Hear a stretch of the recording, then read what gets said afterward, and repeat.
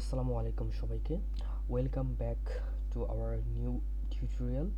আজকে আমরা আলোচনা করব একাদশ দ্বাদশ শ্রেণীর যে ইংরেজি পাঠ্য বইয়ের একটি কবিতা, ড্রিমস কবিতা লিখেছেন ডি.এইচ লরেন্স, এবং এর আগে আমরা আরেকটি ড্রিমস নিয়ে আরেকটি কবিতা ছিল সেটা পড়েছি।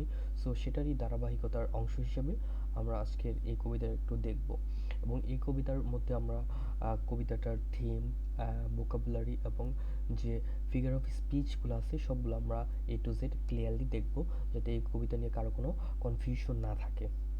সো শুরু করা যাক। Dreams, D H Lawrence. All people dream but not equally. এটা বলছে কি, যে সকলেই স্বপ্ন দেখে কিন্তু কি সমানভাবে নয়, এক একজনের স্বপ্নটা এক এক রকম। সো এটা খুব একটা শুরু দিয়ে কি বলেছে, আমাদের একটা ডাইরেক্ট হুক দিয়ে দিয়েছে যে আসলে আমাদের স্বপ্নটা আসলে কি সবারটা সবার সমান নয়, সবারটা কি পৃথক পৃথক, যেহেতু ইন্ডিভিজুয়াল চিন্তাভাবনা আলাদা আলাদা হয়ে থাকে। সো সেক্ষেত্রে কি আমাদের স্বপ্নগুলোও আলাদা। Those who dream by night in the dusty recesses of their mind. এটা বলছে কি, যে পয়েন্ট বলতে যাচ্ছেন যে যারা রাতে স্বপ্ন দেখে এবং in the dusty recesses, recesses মানে বোঝাচ্ছে যে মানে ধুলোর কণার মতো, মানে বিষয়টা বোঝাচ্ছে মনের মধ্যে একটি অচেতন কণার মতো করে কি তারা এটা দেখে, যেটা কি মানে তাদের যে কি বলবো, তাদের যে মেইন যে কনশাস মাইন্ড সেখান থেকে দেখে না, তারা তাদের এটা সাবকনশিয়াস মাইন্ড থেকে দেখে, যেটা কি মনে থাকে না তাদের। এর জন্য কি বলছে যে wake walk wake in the morning to find that it was vanity. যখন ঘুম থেকে উঠে তখন থেকে কি উঠে দেখে এটা কি একটা নাথিং বাট এ ভ্যানিটি, ভ্যানিটির মধ্যে কি মিথ্যা স্বপ্ন, যেটা কি কোনো বাস্তবতা নাই। সো এটা এসে কি সকালবেলা ঘুম থেকে উঠে দেখে এটা একটা অবাস্তব স্বপ্ন দেখেছে বা বৃথা একটা স্বপ্ন দেখেছে। সো এর জন্য বোঝা যাচ্ছে যে ডাস্টি রিসেসেস, যেটা কি ধূলিকণার মতো মনের একটা অংশের থেকে এটা আসে, এবং এটা কি অবচেতন মন থেকে আসে। সো এই ড্রিমটা কি যারা দেখে তাদের ড্রিমটা সহজে কি হয়ে যায়, শেষ হয়ে যায় বা হারিয়ে যায়। But the dreamers of the day are dangerous people. সেটা বলতেছে কি, যে পয়েন্ট বলতেছে যারা যারা দিনের বেলা স্বপ্ন দেখে, দ্যাট মিন্স যারা কোনো কিছুর জন্য সবসময় কঠোর পরিশ্রম করে এবং ডে লাইটটা কাজে লাগায় তাদের ফিউচারের জন্য, তারাই হলো মূলত ডেঞ্জারাস পিপল। এখানে ডেঞ্জারাস পিপল বলতে এখানে একটা আয়রনি ইউজ করা হচ্ছে। আয়রনি মানে কি, যেটা বলা হচ্ছে তার অপোজিটটা, তার মানে কি এদেরকে ডেঞ্জারাস একটু নেগেটিভ লাগে, বাট এটা টোটালি পজিটিভ একটা ওয়ার্ড এখানে এখানে এখানে ইউজ করা হয়েছে পজিটিভ হিসেবে। সেটা হচ্ছে আপনার যে খুবই হিরোইক পার্সন, খুবই ইন্ডাস্ট্রিয়াস পার্সন হিসেবে তাকে ইন্ডিকেট করছে বা পিপল হিসেবে ইন্ডিকেট করা হয়েছে। So for they dream their dreams, তারা কি করে, তারা স্বপ্ন দেখে তাদের স্বপ্নের জন্য উইথ ওপেন আইস, কে দিয়ে, খোলা চোখে, একদম openly, and make them come true, এবং তাদের স্বপ্নটাকে তারা পরিপূর্ণ করে। সো এই লাইনটা পড়ার সময় আমার একটা কথা মনে পড়লো, যে আপনার ভারতীয় যে একজন অনেস্ট একটা লিডার ছিলেন, যাকে বলি আমরা আবুল কালাম আজাদ নামে চিনি, সে বলেছিলেন স্বপ্ন সেটা নয় যেটা তোমাকে ঘুমাতে দেয়, স্বপ্ন হলো সেটাই যেটা তোমাকে ঘুমাতে দেয় না। ঠিক তেমনটাই, যে দিনের বেলা স্বপ্ন দেখা যেটা আপনাকে কি ঘুমাতে দেবে না, সেটাকে ফুলফিল করার জন্য আপনি দিন রাত পরিশ্রম করবেন। সো সো এই বিষয়টা মূলত বলা হচ্ছে এই কবিতাটার মধ্য দিয়ে। সো এটা খুবই একটা লাইফ লেসনিং একটা পয়েম। দেন আমরা একটু দেখি ডি.এইচ লরেন্সের একটা একটু শর্ট বায়োগ্রাফিটা একটু দেখব। D H Lawrence was born on September 11, 1885, Eastwood, Nottinghamshire, England. সে ইংল্যান্ডে জন্মগ্রহণ করেছেন এবং মৃত্যুবরণ করেছেন সেখানেই 1930 সালে ভ্যান্স অ্যান্ড ফ্রান্সে। So was an English author of novels, short stories, poems, plays, essays, travel books and letters.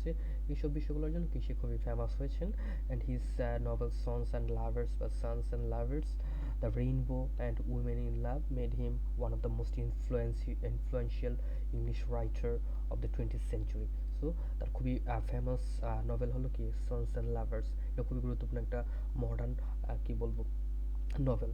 So এখন আমরা একটু ভোকাবুলারিগুলো একটু যদি একটু এক ঝলক একটু দেখি, সো আমরা খুবই ইজিলি বুঝতে পারবো এটা কি। আপনারা চাইলে এটাকে একটি স্ক্রিনশট নিয়ে নিতে পারেন। একটু ছোট করছি, হ্যাঁ, লাইক ওকে, আপনি একটা স্ক্রিনশট নিয়ে নিতে পারেন এখানে। ওকে, আমি বলে যাচ্ছি। ড্রিম, ড্রিম বলতে এখানে কিছু শব্দ, এটার সিনোনিমগুলো আমরা জেনে নেই। হোপ, ভিশন অর অ্যাসপাইরেশন, স্বপ্ন, আশা বা লক্ষ্য। ইকুয়ালি মানে কি ইভেনলি, অ্যালাইক একইভাবে। ডাস্টি রেসেসেস মানে কি হিডেন কর্নার্স আর ডিপ পার্টস, মনের একটা কি বলবো একটা অবহেলিত বা অবচেতন পার্ট থেকে যেটা আসতেছে সেটা। এমনি ডাস্টি মানে ধুলোবালি, বাট এটাকে আমরা ওইটার সিনোনিমাস বা ভাবার্থ হিসেবে আমরা এগুলো বলছি। সো মাইন্ড মানে কি ইন্টালেক্ট বা ব্রেইন, বা কি বলবো মন। ওয়েক মানে কি জায়গায়, অ্যারাইজ অ্যাওয়েকেন। ভ্যানিটি মানে কি ব্যর্থ বা বৃথা কল্পনা, ফিউটিলিটি এমপ্টিনেস এরকম। ডেঞ্জারাস পাওয়ারফুল বা ডিসরাপটিভ, বিপজ্জনক বা পরিবর্তন আনার ক্ষমতা সম্পন্ন। ওপেন আইস মানে কি কনসিয়াসলি নোয়িং, এটার মানে কি সচেতনভাবে। কাম ট্রু মানে রিয়ালাইজ বা ফুলফিল হওয়া। সো আমরা এখানে একটু কিছু দেখবো, আমরা মেজর থিমসগুলো দেখবো। সেই মেজর থিমসগুলোর মধ্যে যদি দেখতে হয় different kinds of themes. So এখানে এই থিমসগুলোর মধ্যে বলতেছে কি not all dreams are equal, the people distinguishes between passive unconscious dreams and active and purposeful dream. So এখানে আছে কি প্যাসিভ, যেটা আপনাকে আপনার ড্রিমটা অন্য কেউ আরোপ করে দিচ্ছে বা আপনার মন আপনাকে আরোপ করে দিচ্ছে, সেটা একটা বিষয়। একটা হলো আনকনসিয়াস, যেটা আপনার স্বপ্নের মধ্যে দেখি। সো এই যে এই বিষয়গুলো কি কোনো অ্যাক্টিভ না, এগুলো আপনার লাইফে কোনো খুবই খুবই কোনোভাবে কী করে না ইনফ্লুয়েন্স বা খুবই পজিটিভ দিকে নিয়ে যেতে পারে না। বাট অ্যাক্টিভ বা পারপাসফুল ড্রিমগুলোকে আপনাকে কী করবে একটা পজিটিভ ওয়েতে নিয়ে যাবে এবং আপনার ইচ্ছাকে পূরণ করার জন্য যথেষ্ট সাহায্য করবে। সো এই ড্রিমসের একটা কি আমরা দেখলাম কাইন্ডস বা কি বলবো কয়েকটা ধরন দেখলাম। So action versus mere imagination, কিছু আছে ডিরেক্ট আমরা কাজ করবো, একটা কি শুধু শুধু কল্পনাই করবো কিন্তু বাস্তবে পরিণত করবো না, সেটাও কি বোঝাচ্ছে। So dream seen only in sleep are shown as MT, যেটা স্বপ্নের মতো দেখানো হয় সেটা শুধু খালি একদম এমটি।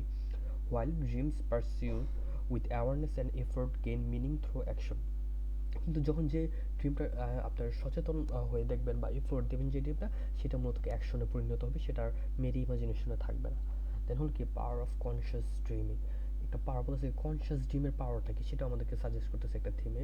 সো ওপেন আইস মানে সিম্বলাইজ করতেছে কি দেখেন intention planning and self control which transforms ideas into reality, যেটা কি করবে আপনার একটা কল্পনা থেকে বাস্তবে রূপান্তরিত করবে, এটা আপনার নিজস্ব কনসিয়াস মাইন্ড দিয়ে। একটা বলতেছে কি dreams as agents of change, এই ড্রিমকে কী করে পুরো সব কিছু চেঞ্জ করতে পারে। এই ডেঞ্জারাসটা কি হচ্ছে যে এক্সিস্টিং যে নর্মসটাকে সেটাকে করবে, চ্যালেঞ্জ দিবে, করে কি একটা ট্রান্সফরমেশন নিয়ে আসবে, সেটাই হবে কি ড্রিমার। আপনি যদি কল্পনা করেন মার্টিন লুথার, সে কি একজন ড্রিমার ছিলেন এবং সেই ড্রিমটাকে পরিপূর্ণ করেছেন এবং এর পিছনে কি কঠোর পরিশ্রম করেছিলেন, সে একজন ড্রিমার বলতে পারি। ঠিক তেমনি এরকম যতগুলো মানুষ ফেমাস লোক আছে। সো এখানে আমরা এখানে আমরা থিমগুলো একটু যদি দেখি। সো ওকে, দেখেন metaphor. Metaphor, what is metaphor? মেটাফোরকে বোঝানো হচ্ছে যে মেটাফোর কি আমরা কি জানি, যখন কোনো কিছু একটা তুলনা করা হয় তখন সেটাকে কি করা হয় মেটাফোর বলা হয়, যখন সেখানে অ্যাজ বা লাইক থাকবে না। So dreamers of the day, সেটা কি conscious action oriented people, dream by night, passive বা আনরিয়াল ড্রিমস, সিম্বলিজম। নাইট থাকতে পারে, নাইটকে দিয়ে কি আমরা ইমাজিনেশনকে করি বা আনকনসিয়াস মাইন্ডকে সিম্বলাইজ করি। ডে বা ওপেন আইস দ্বারা কি বোঝাচ্ছে অ্যাওয়ারনেস বা অ্যাকশন রিয়ালিটি এগুলোকে বোঝায়। কন্ট্রাস্ট মানে কি antithesis, day dreamer versus night dreamer. তো এখানে একটা বিপরীত দেখাচ্ছে, আর একটা হলো কি ইমাজারি dusty recesses of their mind, যে মনের এক কোণার যে ধুলো কোণার মতো যে একটা মন, সেটার যে তার কোনো ভ্যালু নাই সেটাকে ইন্ডিকেট করতেছে ইমাজারি হিসেবে। আর আইরনি বলতে বোঝাচ্ছে ডেঞ্জারাস পিপলকে।